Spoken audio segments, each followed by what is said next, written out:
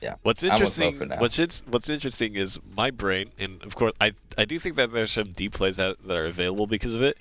But in my head, that is just like, instead of just giving them the ultimate suplex, you like give them a wedgie beforehand, kick the chair out from underneath them, like dump a bucket of ice on top of them, and then you suplex them. That's what it's like, overkill, right? Like if you already have that Roach combo, like use the King Elephant to bounce, you already have close to 20 damage because of the King Elephant alone. But we'll see. I mean, it is an interesting. Maybe Meow can tell us, But we're into the game. Yeah, we're into the game now. PTP versus Combo Roach. Or I guess they're both combo. Let's see how this goes. That's right. I guess, Mofu, just as the last little thing about King Elephant, the only thing I guess I really dislike about it over Silverbolt is if you actually draw it. Actually having King Elephant in your hand, not White Wolfed to your hand, just feels bad to me, I guess, is what it mostly is. At that point, you probably would have had more damage if you hedged for like a Jungle Warden in that scenario, but it is only run as one in the deck. It probably really does suck to draw it, but perhaps Meow has a sort of a backup plan he can go for in Silverbolt or otherwise. It's probably not the end of the world for him. Right. And I think this might actually be an aggro plan from Fatina here. I think he's got an excellent aggro line. He's got Elfchild Maze with Nature's Guidance. He even has a Nature's Guidance for that Liza if he chooses to use it here. Ooh, goes for it immediately. I think part of that kind of Nature's Guidance as well. Usually I see that done on Reflex versus Runecraft, just because you deny them so many lines of play on how to actually deal with boards. But in this situation where Meow hadn't yet developed a board, so Road of Brambles wouldn't have dealt damage yet, I think he was also hedging on trying to get that draw and get value out of it as soon as possible, because the Altered Fate and Path to Purgatory in the hand aren't really doing anything. And off of that, he already cycles it, in fact. Wow, getting rid of the Elfchild Maze is a very interesting play to me. I think he had a solid hand there. At least play one Elfchild maybe for the Altered Fate, in my mind, just so that you can clear off this follower. But I guess he does choose to use Airbound Barrage and cycle more, so this is a fine play too. I really would have liked to see that Elfchild May, though. Right. I mean, the Elfchild May was definitely strong. His ability to deal with that fairy was kind of just digging for the answer, but perhaps in that situation, there are a lot of times when Altered Fate is just not an attractive card to go for when your hand is very small, because it doesn't dig far and doesn't really generate that many shadows in doing so. So figured out, perhaps I have a lot of cards in my deck. I'll be able to play my entire deck except Path to Purgatory after tossing with 2 play points left. I'm just going to go for it and see what I draw. And did get rewarded there. That's fair, yeah. Did get a way to actually clear the fairy so that his board can't be fully dealt with, well, that he knew of. Of course, we know that it can because we can see all of the cards. But this does put a situation to Fatina. Like, one of the things that you didn't mention with Altered Fate that I kind of want to cover is that if you don't play them early, you can actually stack up on Altered Fates in your hand. And that's not what you want to be doing in PTP, right? In PTP, you want to be filtering through as many Altered Fates as you possibly can so that you can get to those 30 shadows quickly, get your PTP down, and just go nuts with it. So if you use your Altered Fates early, you actually get rid of the fact that you could overdraw them and have multiples in the same hand. So that could be another reason.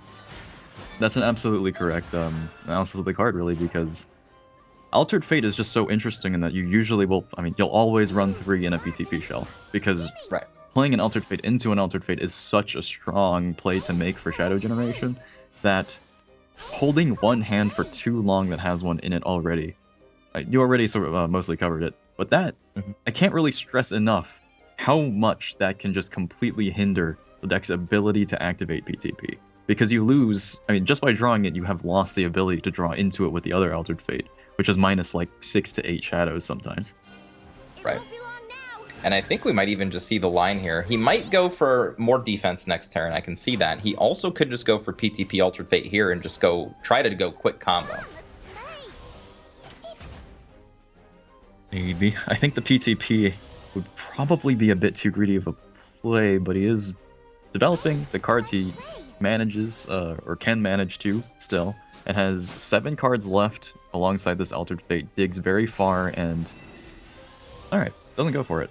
But I think I see the reasoning behind this is because he's already tossed one PTP. If he tosses another, then I think going for that line of play might just be disastrous for him if the last one happens to be like at the bottom of his deck or something like that. Yeah, the only play I was thinking of is literally just play PTP into Altered Fate there and just hope you run into the third one. But Fatina taking the more cautious approach, which is probably the smart approach, and clearing the board so he doesn't take as much chip damage going into these combo turns for Meow here. Worth noting is a very important turn to watch for is 8 if he still has this hand, or has kept this hand past the next turn, because then playing Path to Purgatory into Altered Fate is a very, very strong probability of finding the next Altered Fate after that and just activating it the turn he plays it. But wow, he ditches it. Doesn't play the PTP there. This next hand does have an Altered Fate in it, but if you just slammed it now, I'd say there's an immense chance he finds the next PTP, but he is one play point short, which is why I mentioned it was very important that he gets to the next turn afterwards. So he's going to have to find some way to stall and develop this hand for the time being.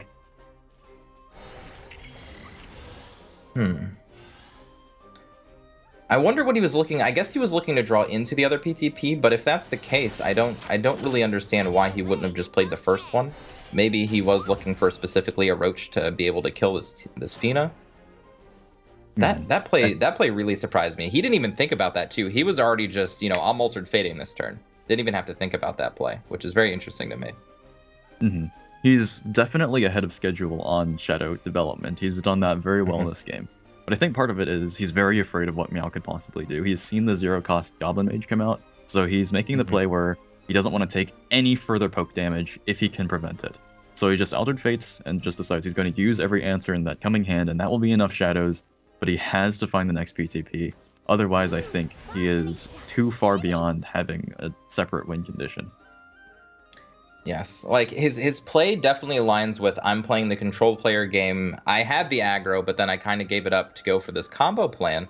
But after getting rid of 2 PTPs, even if he does stick a PTP, this isn't a deck that just folds to it, right? It's OTK Roach. It can just kill you from hand. It doesn't need to develop a board. And with only 1 PTP left in the deck, and now minus at least 1 Roach, I don't remember if another Roach got discarded earlier, just a singular PTP would still take 3 turns to find lethal on Meow here. So I think Fatina might have just backed himself into the corner with the way he played through this. I mean, imagine this similar situation here. I think he would have, if he went for the play of developing PTP, I don't remember what other answers existed in that hand for what could have reduced the damage he takes. But in comparison to the amount of defense he still has left up now, 18 minus 7 and a threat, he would have probably taken that hit from the Fina and dropped to perhaps like 4 this turn, maybe? Perhaps it was just a matter of necessity, but can clear here, but... And found a Roach. Ooh. And that Roach is 3 damage. I think he has to save it for next turn combo. It's the only way he can actually achieve lethal, so... I got excited when I see it because multiples of 6 math in PTP is like something you become so trained to do when you play it. If you wanted to throw it out there, it would have been a board clear and a lethal setup for just ending his next turn. And I didn't quite do the math, but Meow, so we've seen it be good, and we've also seen it be bad now, I want to stress, of using your Roach combo to poke as opposed to kill. If he had another Roach in hand, it would have made a lot more sense, but he doesn't even have low-cost cards in his hand at the moment to use with another Roach combo. So essentially, he just threw away every piece that he had to end this game and doesn't have a way to close the game out now, and now that PTP is resolved, Roach is in hand, Fatina just won. Right. I think the signs of it happening were there. Because Meow is evaluating his opponent is playing PTP, is like, he has developed a lot of Altered Fates. He has 27 shadows. Even if he didn't have another Altered Fate, it's not hard to just find 3 spells to play. Even just a Fairy Circle into 2 Elf Songs is enough.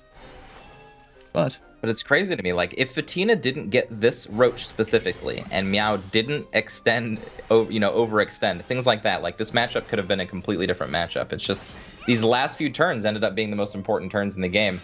And I think Fatina might have backed himself into a corner, but got a little lucky. I mean, talk about luck. I mean, Altered Fate into Altered Fate into Altered Fate into PTP is the dream, and Meow kind of just overloading his combo before he could actually do anything with it. He got some damage in, but of course couldn't close the game out. So that was very interesting to see. Both lines of play. I think they both went a little under, but you know, Fatina got there. So that's a really interesting game. It's definitely a very, very tough matchup to really identify the right calls in, because I feel like Meow also had a very complex series of lines that he was trying to develop with this deck. Perhaps he was just thinking, I'm probably never going to hit him with the Silverbolt, or perhaps I can poke him down to where I can Silverbolt. But overall, as you said, used up combo pieces and couldn't find the damage afterwards. Whereas his development of the board played right into the amount of damage that Fatina was able to just get off with his last copy of PTP. I think that also is a bit of a testament to the sometimes the importance of having 3 PTPs in the deck. Because if we just discarded those 2 that appeared early on, then he wouldn't have had any kind of chance to come back like that. Right. Like I said even earlier in the game, I thought throwing even the second one away might have spelled doom, but you know, he had, like, that's one of those things about Altered Fate decks, right? Like, you have to have the perfect alignment in your deck.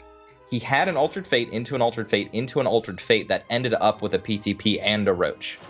Like, you can't stack your deck better than that, right? It doesn't get much better. So it's about as perfect as you can get. And Fatina, maybe, you know what, he realized every single time he saw his hand, this is what I can play into, this is what I'm going to draw. And that was his line. So, you know, for all of the faults that I find with it, maybe Fatina, I mean, I say maybe, probably, most likely, 100% Fatina had the perfect read on what his deck was lining up to do, and he executed the way he wanted to. I mean, it's still definitely possible that play he made in the mid game was a bit out of fear. He just didn't want to take any further poke and leave no chance of recovery for Meow. But playing safe, still managed to do it. Meow also had a suboptimal hand. I feel like Meow draws all 3 copies of his Cassiopeias in like his top 10 cards every game. He does. This is one of the problems with playing such a heavy curve in Forest, right? Like, this is actually one of those things, if you guys ever remember playing Roach before, when you were playing a bunch of 5-drops and, you know, Tias and Dance of Deaths and all those things, you could be stuck with all these cards in your hand, never have anything to play early, your mid game is really clunky, and you can't find your combo pieces fast enough to where you just kind of dirtle all game. When you play White Wolf, Silverbolt, King Elephant, 3 Cassiopeias, 3 Finas, you know what I mean? You have a lot of high casting cost cards in your deck. So it can get rough, and we're seeing it from the side of Meow right now. In addition, I mean, I usually only see Cassiopeia run as like a 2 of. I mean, I've seen a 3 all the time. It's in a lot of lists like that. But what I'm noticing also is that hedges a lot towards safety, which is completely reasonable because you need to play Forest a bit more safely in order to reasonably get to White Wolf every game and develop that game plan. But I think playing safe is something that we're noticing is actually like kind of setting players a little bit behind sometimes throughout a lot of these games, and I think that affects both deck building and gameplay. Well, I mean, it has to do with the stress, too. I mean, these players, you can even see it on Meow's face. I'm sure if we saw Fatina playing right now, you know, he'd have that, like, I'm focused in / stressed look as well. You know what I mean? Like, they're playing for a lot of money today. They're playing for the, you know, the crown. You know what I mean? This is a tough day. And this is the expression of a player that does not want to allow any chance of a threat going unanswered and just running away with the game. And I think we're seeing a lot of players adapt that very heavily into their playstyle. Right. Very focused. So, he does have part of his combo now. He does have a Goblin Mage 0 cost. He does have a Nature's Guidance. And he does have plenty of defense to get through these next couple of turns. Like you said, he's got 3 Cassiopeias.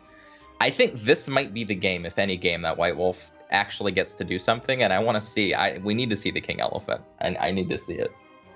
If he doesn't draw it, which, you know, 1 copy of it could be anywhere in these next 30 cards, but I think it's very unlikely you find it before managing to get this White Wolf off.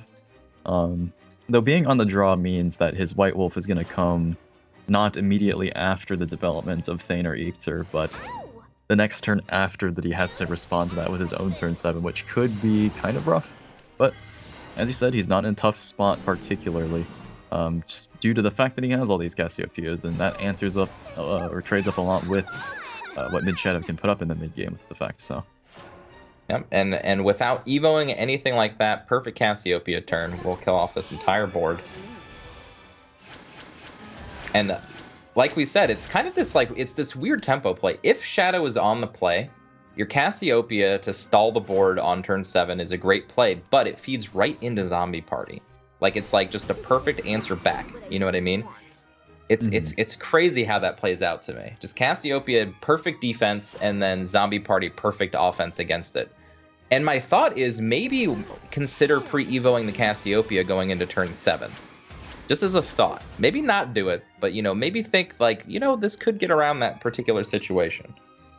Yeah, and that situation, I think, only really occurs when you are on the draw, I feel like.